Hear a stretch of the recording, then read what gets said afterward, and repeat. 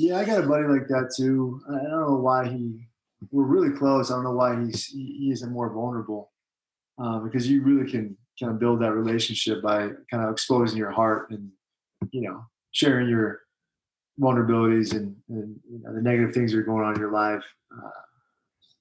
You know, but I think as a society, we're getting better at that. I think we're getting better at sharing and being open and, you know, and understanding, because you really can bond with someone when you kind of open up to them in that way. Hmm. Uh, Everybody's going through similar experiences.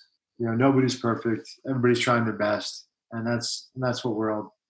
Dory 1, this is Fire Team Delta. Dad's coming home. Welcome to the Military Veteran Dad Podcast, where it is our mission to bring every dad home. I am your host, Ben Killoy. I'm a United States Marine veteran, husband, and a father. We will bring authentic conversations to inspire action in your life so we can close the gap between the dad you are today and the dad you want to be tomorrow. This is the Military Veteran Dad Podcast. Welcome back to the Military Veteran Dad, episode 54. Today, it's the last episode of December 2019, which symbolizes an entire year of episodes. This podcast launched on January 1st of 2019, and it has been a wild ride. And I can honestly say I can't remember the last time I've committed to something for a year to do every single day or every single week and continue to do it, even when you don't want to do it, and show up and continue to put it out there. And probably the most humbling part that you think is going to happen, and you know it's going to happen, but you're never really ready for when it happens, is when people reach back out to you that are listening to the podcast, and those guests touch you in a way that really anchor and reconfirm exactly why you do this podcast. And in December, we talk a lot about, or we haven't talked a lot about, but I think about a lot about goals and what I want for this podcast next year and where I want it to go. Did I accomplish the goals that I set out this year? What things do I want it to do next year? So I'm going to create a special episode that I'm going to release on January 1st, and I'm going to outline some of the goals, and I'm going to outline some of the pivots as well for the podcast and what we're going to add to it coming in 2020. And those goals are everything from my kids, my marriage, my podcast, my business, my life. So it's not just one area. And I want to kind of expand on a lot of those different things and how my perspective is when I go into 2020 and what I want to be able to achieve in that. And I want to go ahead and honor an iTunes review that I just got on December 21st. So it was about the best Christmas present a podcaster could ask for. And it's from a woman, and she goes by the name Sarah Vet Wife. And she tells it's so inspiring. I introduced my husband, who's an Army veteran, to this podcast after listening to episode 34 with Sarah Roberts. At the time, my husband was struggling with thoughts like, you guys would be better off without me. We listened to this episode 34 together, and we're both extremely touched by Sarah's story. My husband now listens to this podcast on a regular basis. He has been more connected to our life, our kids, and me ever since. The podcast, with a combination of more open communication between us and therapy at the VA, has opened him up to become a better father to our two sons and a better partner to me. Keep up the good work. We love the podcast. Thank you for your service. Sarah, I want to tell you that review really hit me in the heart in a good way, because it was probably the most powerful review I've received so far, and the most powerful reason to why I continue this strong why that military dads need to come home, that there are military dads suffering out there. And if any part of that resonated with you, and if there's any part of you listening to this podcast that gets value from it, I only ask that you share it with another military dad so that we can expand upon what we're doing here and grow this mission and grow the impact, because there are dads out there and husbands just like Sarah's husband that need this information, that need these tools, that need this kind of friend in their life so that they can come home. And this is something we dive into a lot on the podcast, and sharing it to me would mean the world. And if you haven't left a review, and if you've gotten any value, I love reading those reviews on iTunes. They mean the world to me, and they help us get the message out there, because someone else is going to find this podcast. They're going to see that review, and it's going to hit them hard, and they're going to take that first step to coming home and listening to an episode. So without further ado, let's dive into today's episode with Jason Van Camp. He is our guest today, a retired Green Beret, a graduate of West Point, a husband, and a father. Jason is passionate about his experience, and his stories resonate with any audience, students, athletes, business person that want to be passionate about passion. Jason is married to his wife, Elizabeth.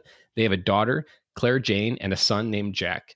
Jason also enjoys traveling, the history of the Roman Empire, the study of religion, supporting DC professional sports teams, and helping veterans through his nonprofit organization, Warrior Rising. You're quickly going to learn that Jason has a lot going on, but that's what makes him a really great guy, because he has a great depth.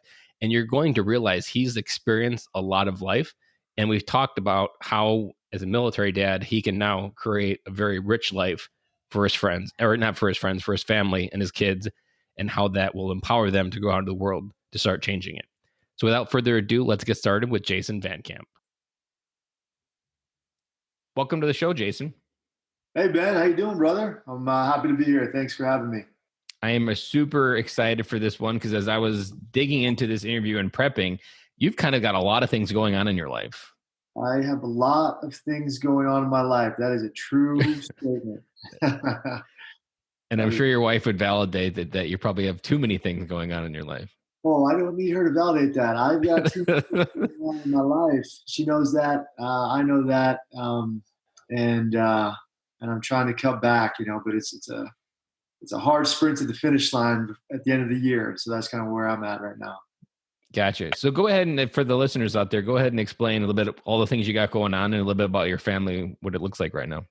Oh, for sure. So just a little background about me. I'm originally from the Washington, D.C. area. I'm a West Point guy. I'm a Mormon guy. I served a 2-year mission for the Church of Jesus Christ of Latter-day Saints to St. Petersburg, Russia, when I was at the academy. I served in the military for almost 15 years. I was a Green Beret, Ranger. Started off as an artillery guy, and deployed, 3 times to the Middle East. Did a year tour in Korea, and did some time in Africa. Spent most of my time in the military at Fort Carson in Colorado with 10 Special Forces Group. And during all that time, I was single, and when I was getting ready to get out of the military, I started dating my current wife. And I was kind of joking earlier about it, but we could have gone anywhere after I left the military, and we compromised. I'm from Washington, D.C. She's from Utah. We compromised. We ended up in Utah, which is something we joke about. And I couldn't love it more. Utah's a great place, great state, beautiful state, cold state, lots of skiing, and lots to do. It's an unbelievable family state. I don't know if you know that or not. But since my wife and I moved to Utah, we have 2 kids. I have a 2.5-year-old daughter named Claire Jane, and a 5-month-old son named Jack. And they're the love of my life. I love my family so much, and they're a lot of fun. But right now, there's a lot of sleepless nights and a lot of crying in the house. Well, what age did you say your kids were? My daughter's 2.5. My son's 5 months. I wrote down 5. I wrote down the wrong year. I needed to subtract a few months from that. All good, man. All good. Yeah, I can imagine 5 months. That's like at the stage where they're maybe like 2 times out of the week you might get to sleep through, and you're like, oh, maybe we've made it. And then it kind of resets, and you go back and you're like, nope, we haven't made it yet. My daughter was the worst sleeper ever. And we were first-time parents, so we were the worst, parents ever when it came to but my son, he was like solid for 3 months. He was cool. We were like, man, Jack is so chill.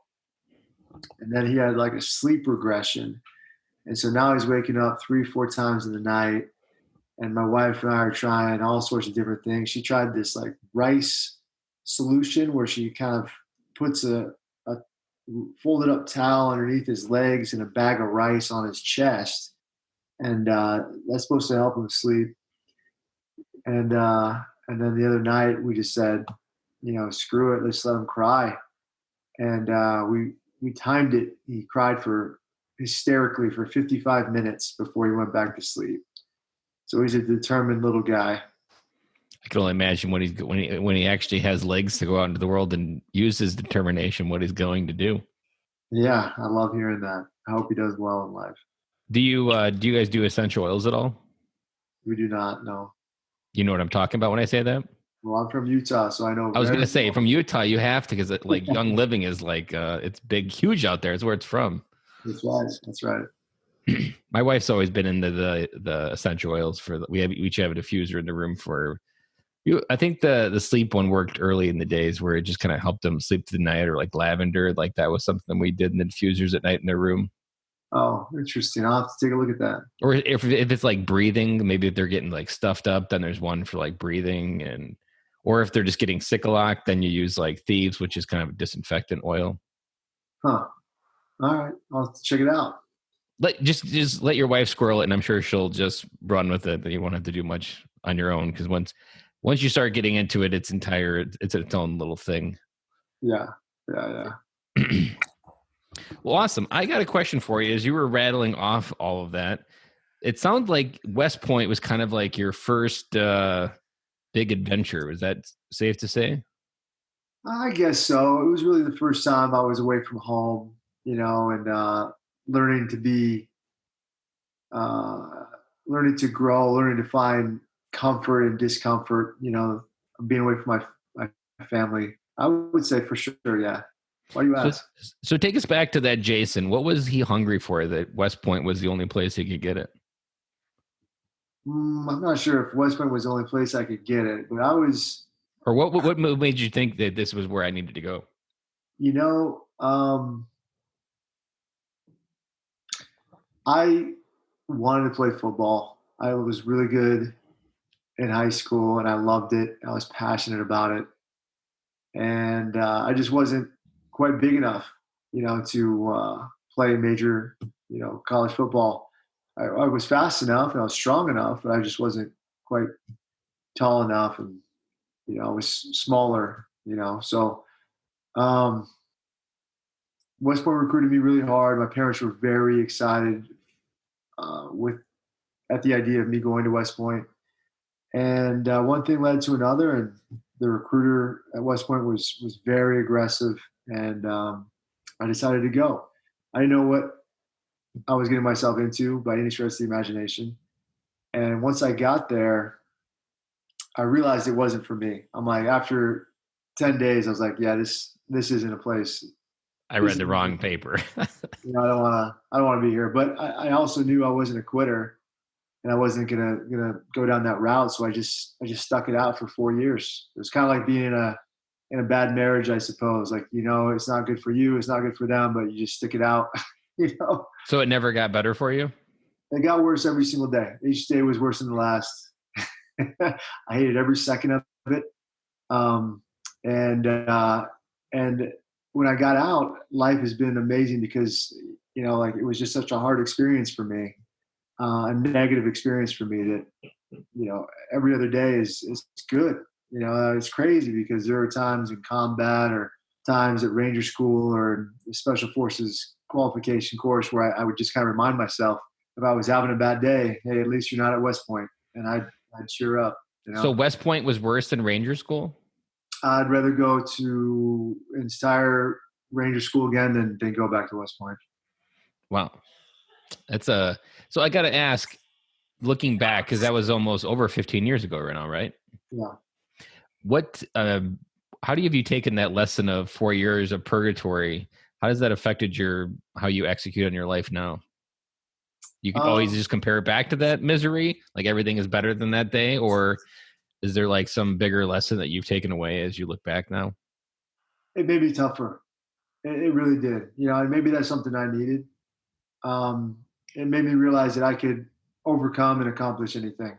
And that's a great. Because I would say you were extremely ambitious on the other side of that failure. Like it was almost like it ignited a fire under your ass that you just kept running away from that West Point almost and towards other adventures, but they were all equally leveling yourself up.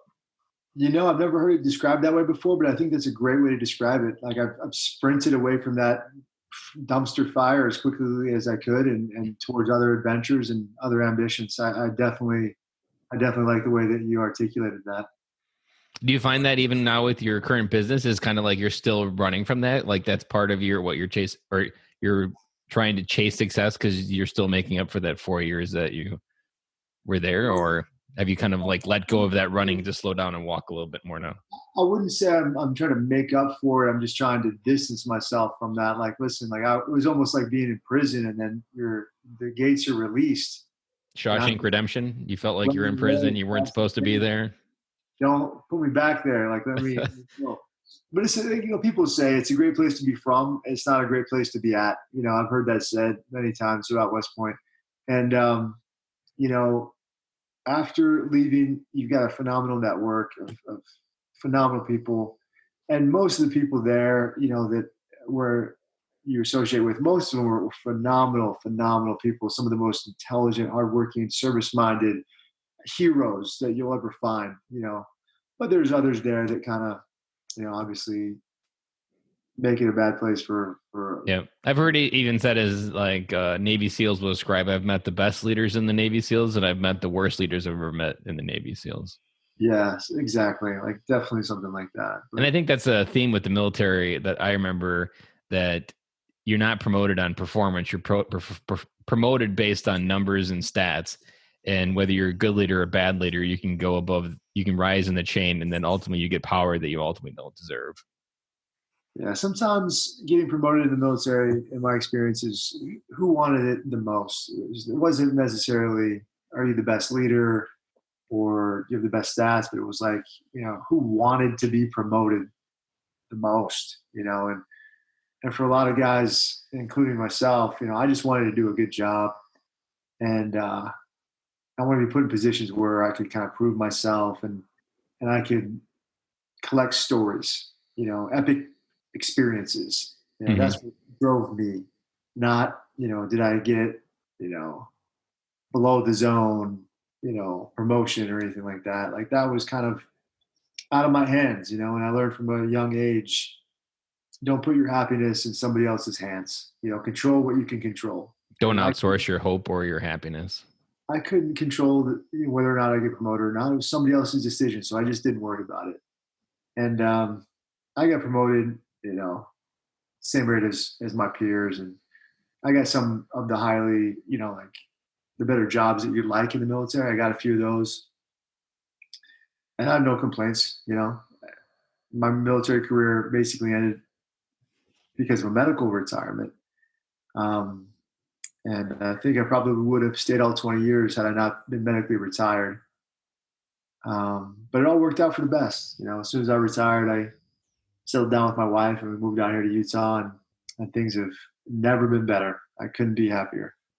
The one thing that, as I was trying to write down all your resume things as quickly as possible so I could remember them as we were talking, is that you have an extreme depth to the world that probably less than 0.01% of the world actually has. Like the amount of experiences, the worldview you've acquired from all those different things, the failures, the hardships of building it all off of West Point. Like you have a worldview on that depth. And I can't help but wonder that when your kids are older, that'll be a major gift that you'll be able to give them, that you'll be able to turn around. And I always like to describe kind of our military experience kind of like as a 1,000-piece snap-on toolbox.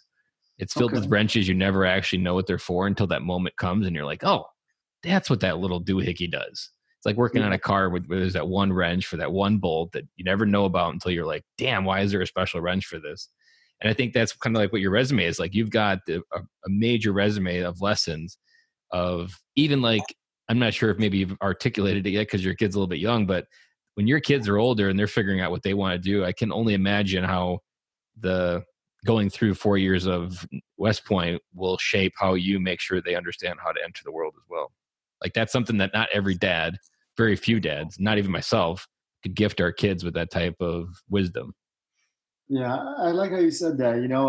I feel like I don't know if I'm the most intelligent guy around or the most articulate guy around, but I'll tell you what, I feel like I'm pretty wise. I feel like I've learned a lot in my 42 years on this planet, and I've worn a lot of different hats and done a lot of different things. And really why I've done those things is because I want to help people. I'm selfish about being selfless. I want to provide value, provide some service to people so that they can be better and do better things in their lives. And that's kind of what I've always been about. And for my kids, I want them to be happy. I want them to make their own choices. I don't want to force feed anything down their throats. And I think I'm starting out on that path with them right now, at least with Claire. And I'm starting to see it, and I really love how she's kind of growing, and we're shaping her into a young girl. I'm really really happy to see how she's developing. And there is an aspect of military fatherhood that I think that also makes us even more potential to raise great kids, because we have that sense of adventure. And I would say you definitely has a resume of a sense of adventure, that you're going to be able to expose them to a world that's completely outside the K through 12 system. And it's only when we really get outside of our lives as kids can we really see how we fit into it. And if you even gift your daughter half of the experiences of maybe international travel or traveling around the country, and just seeing that there is not just one plan for you and how to live your life, like I feel like that's the best gift a military dad can give their kids, because we lived a life that less than 1% of the U.S. population actually has a chance to experience. I love hearing you say that. I couldn't agree with you more. For my daughter, also, I wanted her to be strong and independent and stand up for herself. And I see a lot of girls that just don't stand up for themselves. And I wanted my daughter to be able to do that. And so I've been kind of teaching her some things, and I'm seeing it really pay off. And she's sticking up for herself with other kids and other things. And it's kind of funny because I think I might have gone overboard. Because she's pretty aggressive. Wait till her brother starts trying to push back. Then that'll be the test. It's crazy. My oldest daughter's always beating up on her middle son. Is that right? She loves her baby brother, but she's not jealous or anything like that, or angry or resentful. But she loves him to death. So she grabs him and holds him and hugs him real hard and almost strangles him, and that's a concern where we have to stop her and teach her. Wait till so mine's 7 and my son's 5. Wait till they start impeding on each other's social life, because they ride the bus together. My son's in kindergarten now, so my daughter's had school to herself. Now she doesn't, and she's got to deal with her emotional brother that gets sad when she doesn't give her a hug in the morning, and she doesn't want anything to do with it, and she doesn't understand. She doesn't care. She just thinks he's dumb. And it's an entirely new world that you haven't even touched yet, but it's coming. What a crack up. Wow. And then you have my youngest daughter. So my son's in the middle of 2 girls, and my youngest daughter is just the exact opposite. She's just a spitfire, and the world is never going to tell her exactly what to do, because she will always turn around and tell the world what you're going to do, because she just has a determination and the fierceness to what she does of he's going to be crazy. Sounds like you got some great kids, bro. Yeah, and there were one thing that was when you were talking about your daughter. There's been an idea that I've been really. It kicked in when I was watching the Netflix movie Christmas Chronicles. At the end of the movie, there's a kind of the son saves Christmas because his dad died in a fire as a firefighter, and he has to believe in himself to save Christmas. And then I was thinking, like, wasn't that like the best gift you can give your kids at Christmas is the belief in themselves? Like, think of how many people rely on their Instagram followers to know whether they're loved or whether they're appreciated or what they can do with their life, or they just stay in neutral because they don't feel like they have permission. But like, imagine like, and this is why I love being a military dad and helping other dads ignite their passion for it, because we have the ability to create enough confidence that our kids can recognize they have everything inside already to do whatever it is they want. They just have to believe it's there. Well said. Well said. And that's what drill instructors are doing. They're stripping you down and reprogramming you, but into a belief that you have everything you do to put on that uniform and be a badass. Like, it's not something extra. They just figure out how to pull it out from you. That's right. That's right. You got it, man. And even like, if you think about like the soldiers or Marines or anybody that often are the outliers, like one of my favorite things to do as a leader was to take those Marines that other people had given up on and find something inside that they had, and like that they could believe in themselves, that they could do more than what they their default programming was. And I think that's the coolest part. And as your daughter starts to kind of figure out who she is, like there's so much that can come from a daughter who goes out into the world that truly believes she can change it, because then the funny thing happens is they usually do. You're preaching the truth, bro. Keep going. So I got another question for you. Sure. What does your coming home look like right now? So I imagine your life's a little bit crazy. What kind of routine do you have to come home and be present with your kids, or what does that look like right now? Especially knowing that your kids are younger and it's a little bit like living in an Instapot. When I work at home right now, and when I don't work at home, and when I used to kind of go to an office, I always made a point of checking my baggage at the door. I have a plaque by the door that says CYB, check your baggage. So I never wanted to, or even, tried to bring home outside frustrations from work or from whatever into the home. Didn't want to vent to my wife, because it seemed like a lot of times when I was venting to my wife, she was taking it personally. She felt that I was yelling at her, but I wasn't. I was just trying to get things off my chest. It had nothing to do with her. It had to do with some jerk at work, or some jerk that, was honked at me while I was driving or whatever on the way home. And so I always was mindful about leaving all of that at the door, taking a deep breath, like checking it, and then walking inside as a new man, focused on my wife and my kids, and making sure that they're getting my attention. I work from home now, and so checking that baggage is hard, because it's my house. Yep. So they hear me on the phone, they hear me putting out fires, they hear me doing things like that, and a lot of times, like my wife needs help, with the kids, and since she knows I'm in my office, it's an easy thing for her to ask for help. Yep. And it's tough, because it's kind of like, maybe I've got, two jobs, and we're, rely on these jobs to make money, and I've got to work, I've got to do these things. And I'd love to help you with the kids right now. And honestly, 99% of the time I help I just go get the kids, because I'd rather just take a break from work and spend time with my family. So it's a tough deal, man. It's a tough skill to master, for sure. I always struggle. I feel like on the working from home, but my usually is this, because my wife's a kindergarten teacher, so the house is usually empty. But when I'm home, I struggle with, well, I'm working on my computer, but then I'm like, well, there's laundry to switch upstairs. There's dishes I need to switch. And then like a whole day goes by and the house looks exactly the same as when I walked into the office. And then when my wife comes home, it's like, man, I really had chances to make something better, but I was focusing at work. But then it's not an easy. The struggle is real when it comes to that stuff, especially when you have family and when you have that balance that you're trying to create on top of work. And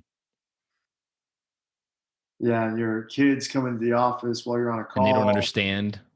They're banging, they want to play and making noise. Like there's a lot of struggle that goes along with that. I mean, it's a hard decision. It's not all easy. Sometimes I think, maybe it would be better if I had an office that I went to and just did work there, because I could really focus on work.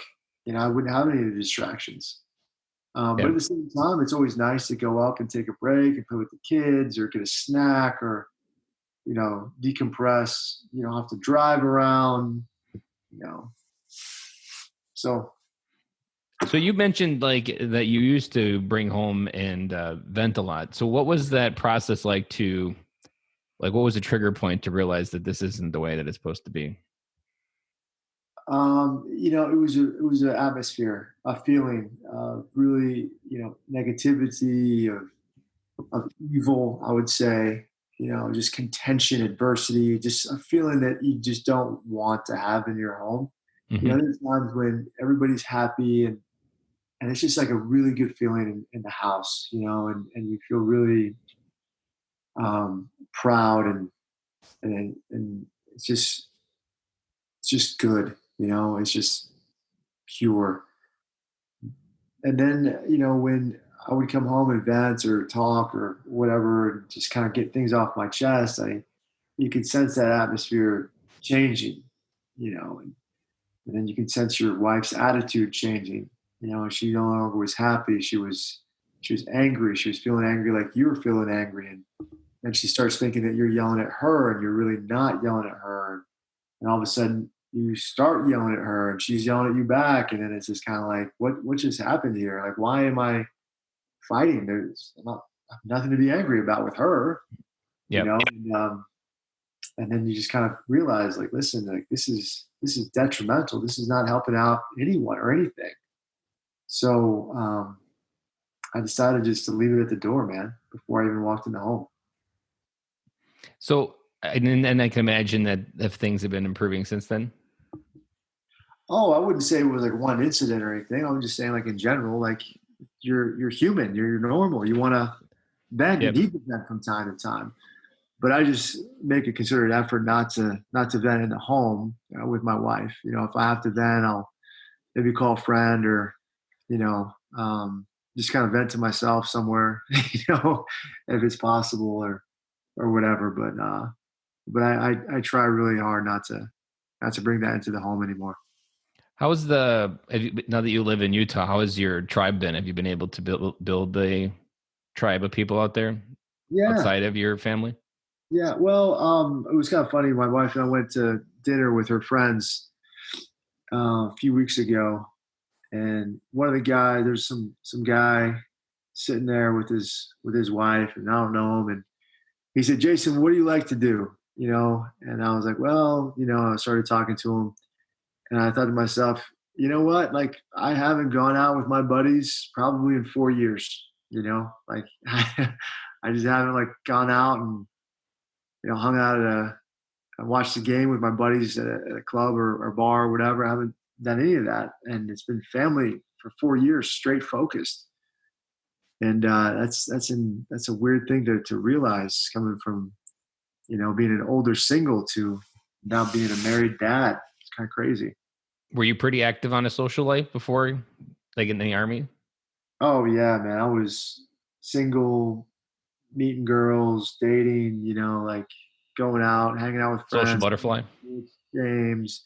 I wouldn't say I'm an extrovert or anything like that. I just would go out. I didn't want to sit in my house and be alone, and, like, miss life. I wanted to live my life and get more out of it. So whenever, and you go on deployments and you realize when you're on a deployment, you're going to live life as much as you possibly can when you get back. And in the short time period that you have before you have to deploy again. And that's what I did to my best. Hmm. So you said you were out with the dinner with that friend, and you brought up that you hadn't been out to have a beer or just to have fun with guys for almost 4 years. I think that's something that military dads probably is our first thing that we really suck at when we get out, or even while we're active and have family, because it's so easy to just over prioritize family that you forget about yourself as well, and especially if you have a career that's demanding and that you're trying to make the career, especially if like you're trying to build the business, you've got energy you got to put into it, and that energy comes from somewhere, and you want it to be your family's, but then you got to figure it out. But um I for like I don't know, probably the first 10 years, I maybe had two people that I could call a friend after getting out. And it probably wasn't until the last 2 years that I really started to build a network and even have just more Facebook friends that I could consider friends and talk to, even if they're not really here. And now I've got a few more friends locally, but I mean, the list was very short of people that I had locally that I could call friends. And going to have a beer with someone, even if it's once a month, is like, you feel like $1,000,000 when you come back, and you almost feel like you can become a better dad because you got away for a little bit. I totally agree with you. That needs to happen more in my life. Most of the times I spend with my friends, it's business related. We're doing something along those lines where there's some goal that we have to accomplish in the meeting, or somebody we have to meet or something like that. We still have a good time, but it's not as relaxing as it possibly could Yeah. be. I had an army guy in Kentucky. He was always talking like in the army. He's got lots of friends, but none of them feel really safe to talk about family for whatever reason. Like they have to be stoic enough that they don't have family issues at home. So they're not able to admit that they don't have it all together, or their kids are screaming, or they had a late night. So it's just kind of, it's not energizing conversation, because it's almost a conversation with barriers that you can only go in certain places, which kind of gets boring after a while. Yeah, I got a buddy like that too. I don't know why we're really close. I don't know why he isn't more vulnerable, because you really can kind of build that relationship by kind of exposing your heart and, sharing your vulnerabilities and the negative things that are going on in your life. Uh, you know, but I think as a society, we're getting better at that. I think we're getting better at sharing and being open and, and understanding, because you really can bond with someone when you kind of open up to them in that way. Hmm. Uh, Everybody's going through similar experiences. Nobody's perfect. Everybody's trying their best, and that's what we're all And the doing. crazy part for military dads is we often have this mindset from the military that vulnerability would be a weakness, but actually once you say something vulnerable, it actually becomes something of strength instead of weakness, and people will come towards you versus away from Right. you. That's correct. Yeah, I totally agree with that. I've kind of joked it a couple times, like it's almost like there is a military order in each of the branches of service of how you should handle your emotions, because there's unwritten rules that everybody follows, but they're not actually written down, but it's almost followed to a T, to the point that you'd almost wonder if they're written down. And I was actually wondering, I was thinking, like, imagine if the military maybe did write an order of exactly how you should handle your emotions, because then there could at least be some wording that said this isn't how it was supposed to be, and you don't have to pretend to be that way anymore, because we never meant the system to be designed that way. And I think about the suicide rates and all that stuff within active duty. Like, imagine if they did clearly say that you could cry in a uniform. Interesting. I understand what you're saying, and I think there could be a play there in some capacity. Because you go. I've heard that counselors tell you, instead of saying something along the lines of, um, you know, you're a jerk, you say like, I feel like you're a jerk. So instead of calling somebody a name, you kind of bring it back to yourself and Yeah, tell you them. may say how it makes you feel, or like you're the way you're interacting makes me feel like I'm in sixth grade when I was getting bullied or punched in the gut. Right, right, like stuff like that. So there's something to be said about that. Maybe there's a play for that in the future. I think it would be helpful. It would be good training, I'm sure. And it's so funny because, like, in the Marine Corps, we joked that there was a Marine Corps order for everything, like everything from your sideburns to your mustache to your haircut to your uniform, literally to your underwear, how to label your underwear. There's a Marine Corps order that says how to label your underwear, but yet there's no Marine Corps order that says how you should feel. They don't own your feelings, brother. Exactly. I feel like it's just like this giant elephant in the room that no one's actually noticed. And someday in the Pentagon, someone's going to notice it and they'll be like, how the F do we get this elephant out of the Pentagon now? Because someone just told us we're not talking about emotions in the Pentagon. And maybe we should be. And I like what you were talking about there with the friends and stuff, because I often repeat that. And this is where it's kind of funny, because when we're serving, we know what a tribe feels like, but we don't really know what it means to us, because when I've heard the other podcasts talk about this, they describe it best like, for 3,000 years, men survived in tribes, and only in the last 200 did we really try to mess it up and try to do it ourselves. We still have that internal instinct to do life together and hunt together and to learn together, to fail together, and to go on those like um, trials to prove ourselves that we can actually step into our manliness almost.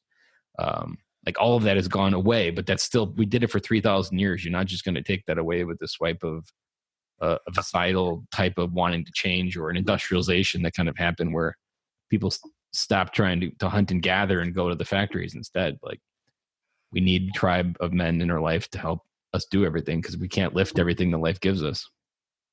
I agree. And I think about, women as well. I'm like, how do women do it with kids? Like they give birth and they have these kids all day, and it just honestly it just doesn't seem natural to have, you know, one woman with these kids. It feels like you need to have a tribe around you where several women are kind of helping out and everybody's helping each other out. And it just feels like It's the same thing. Like that, you weren't a that's mother on your own. Like, it's like it's crazy the way that it's not like that. I mean, it's almost insane to think like what we're going through with, kids waking up in the night and having to work and having to make money and, having to cook food and entertain and train and teach and all these things. It's like, it's all wow. just one big charade that, like, no one's willing to. And it's weird how like we've never been more connected in this world. We've never had more opportunity. But Facebook puts filters on life that says you have to portray your life to be a certain way. And most people don't really realize the Facebook effect. So they live their life to try to keep up to the Joneses or whatever someone else is doing. And all it does is just creates this big rat race. But then the most important part is you can't work through your emotions because you'd have to acknowledge something you're probably afraid to admit. And with the Fred Rogers movie with Tom Hanks coming out, I haven't seen it yet, but I've been diving into a podcast called Finding Fred, and it's kind of just dissects Mr. Rogers over in general, and I made him his way he was, and like I've just came thinking like the world has never needed Mr. Rogers more to say like you can feel exactly what you need to feel, and it's perfectly okay. Like that words are missed so many times throughout society today, especially in the military, just because we're not trained. We were trained to keep our emotions on lockdown because it kept us alive. But that same advice will almost kill us because we need to be able to feel something in order to come home to our families. Like your kids have raw emotions and screaming and frustration. Like you need to feel what they're feeling in order to help them move through it. And I think because if you put a barrier of your emotion between you and your kids, then you're actually never able to help them. You kind of almost just move further back because it scares you what they're going through. Hear you loud and clear. Maybe another question rolling into, so you've got 2 kids. They're really young right now. Yeah. Have you ever dove into the idea of legacy? Dove into the idea of what? Legacy. Legacy. Expound upon that. So like just kind of like what you want the Van Camp name to be remembered for. Do you what do you often think about when people, if you were thinking of like if you died 5 days from now and you thought of what people would write in your obituary, what people would say at your eulogy, do you think about that type of legacy, what people are going to remember you by? Sometimes I think about that only because of my family, my parents when I was younger. My mom died when I was young, and she was phenomenal. She was the best, absolutely incredible mother. And one thing that she did that I've thought about a lot in my life is, she always made sure that we knew how much she loved us, and that kind of love, like, made it gave me a lot of confidence, growing up, and I want my kids to know the same thing. So I tell them I love them all the time. I want to make sure that they understand that, because you see sometimes when people are trying to say the last thing that they want to say to their kids, it's usually I love you, but if something happens to you and you're not able to say that, it's kind of catastrophic for the survivors. And I want to make sure that my kids understand, like, if something happens, like, there's no question their daddy loved them, like, more than anything. And that's really important to me. My dad when I was 10 years old, he had a really severe heart attack. And um, basically the doctor told my mom um, that he wasn't going to make it through the night, say goodbye for the last time. And he did. He survived. My dad's a survivor, but he went in there, and I've often thought, like, when you're going to die, what you think about is what is most important to you in life. And my dad said, I want you to take care of your brother and your sister. So that's what kind of meant the most to him, is his kids. And I thought to myself, what lesson has my dad taught me that's really resonated with me most of my life? And that's probably, no matter how many times you fall down in life, and it's going to happen, it's a learning experience, and just pick yourself back up. And the faster you can pick yourself back up, the more successful you'll be in life. I think those are some things, some, values and lessons that I want my kids to know.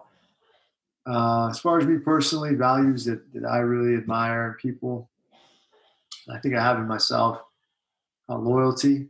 So I want my kids to be very loyal. resourcefulness. I want them to be problem solvers, figure things out. I think that's an unbelievable skill, a value to have, as they go throughout life. And then the last one is determination. And that kind of goes back to picking yourself back up. If you never quit, you're not going to fail. That's kind of how I look at things. And that's what I want my kids to be like, if it works for them.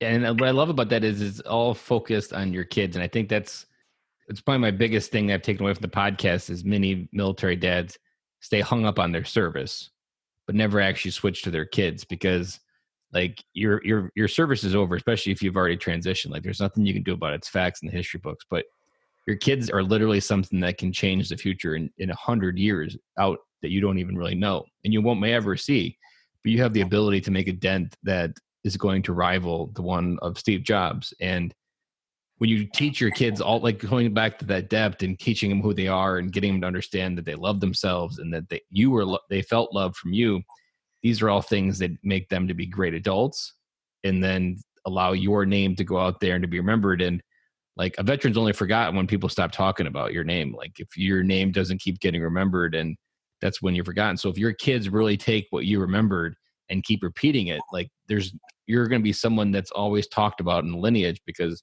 you started a chain of events that couldn't help but ripple and continue.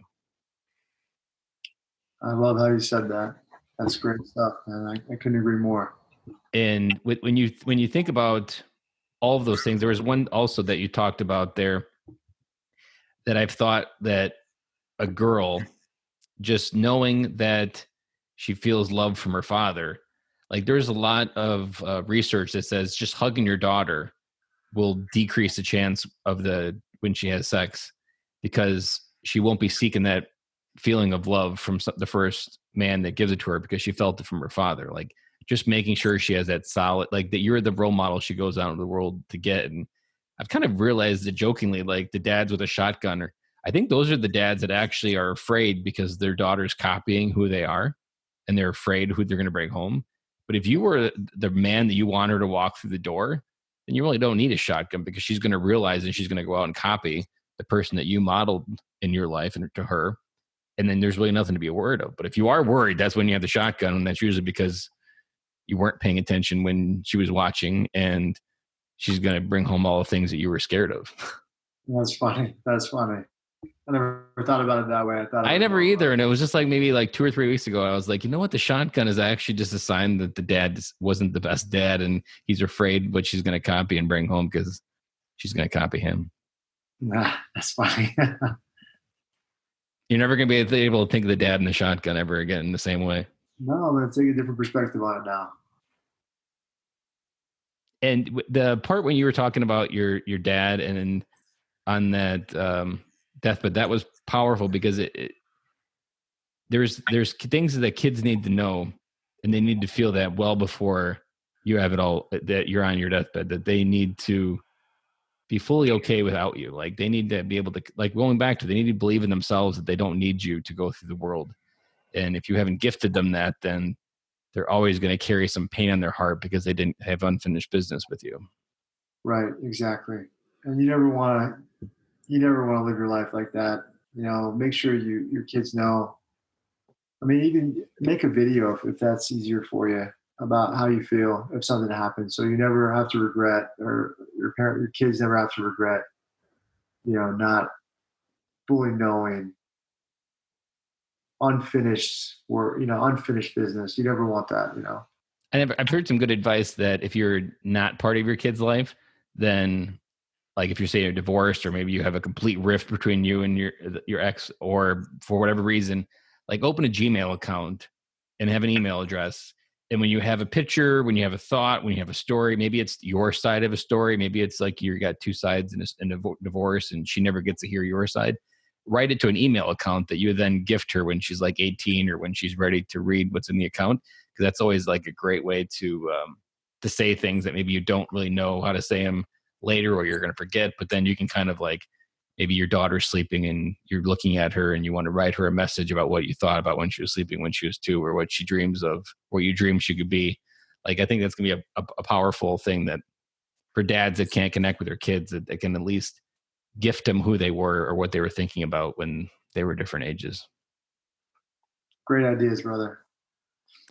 Well, Jason, I have absolutely loved this interview. We've gone kind of a couple different areas, and I've really loved talking about your ambition, because that was, it just makes me want to conquer the world almost, or make me feel like I'm lazy.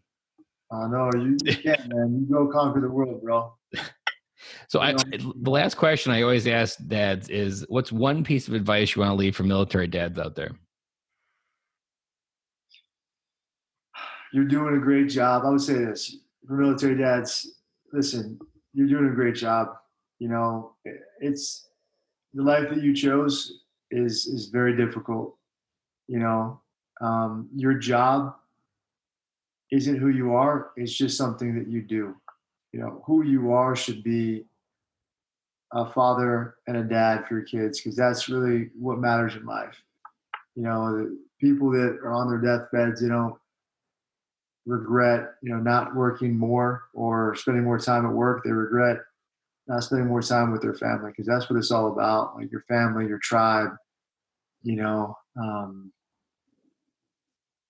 would tell military dads, listen, your kids are going to respect you if you respect them. They're going to be patriotic if you show them patriotism. I guess I'd leave it at that. I like that. It's simple, and it reminds us all that the most important thing we have is family, and everything else is secondary. I couldn't agree more. Well, Jason, if people want to connect with you, where's the best place to connect with you? So, I've started to kind of get a robust following on LinkedIn. And so Jason Van Camp is my LinkedIn profile. Check it out. I do a lot of videos as it pertains to my for-profit business, Mission 60. We've got a book coming out, Deliberate Discomfort, how U.S. Special Operations Forces overcome fear and dare to win by getting comfortable being uncomfortable.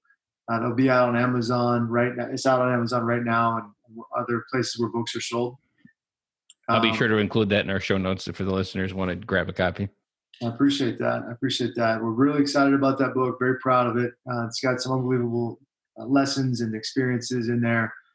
12 military veterans on my team, Medal of Honor recipients, Green Berets, Navy SEALs, Rangers, Marines, and then scientists translate those lessons into digestible practical applications for you, the reader, to use to improve your professional and personal lives.